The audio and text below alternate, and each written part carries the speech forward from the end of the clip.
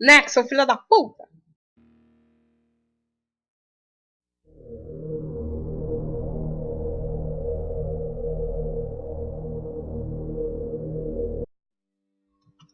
Fala, fanático por games.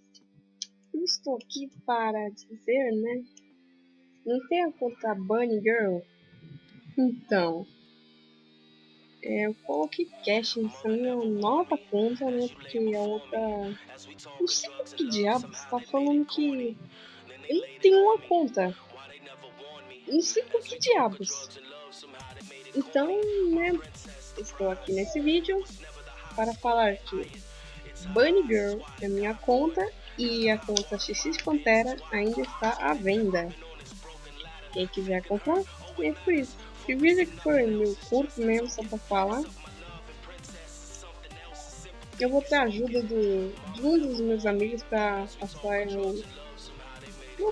Passa de leve mais rápido, né? E eu vou ficar com esse cash aqui, porque meu irmão vai pedir um snark. Eu comprei 30 de chave preta, que pelo menos eu quero, pela sorte, conseguir uma Viper ou a Raven permanente. Ou a Gaia, né? Pra ela saber, né? Ninguém sabe.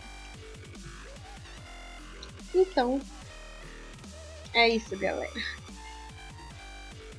Isso daqui foi mais mesmo pra avisar que essa é a minha conta oficial e a conta Pantera ainda está à venda.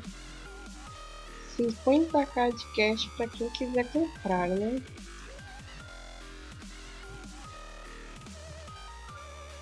Tudo bem? Então, Bunny Girl se despede por aqui. Falou! And it won't be long, either way, one thing on my mind as I climb towards calm. Calm in the storm, ducking swords, trudging forth, more than luck and knuckles worn, warping up and clutching thorns. Calm in the storm and ducking swords.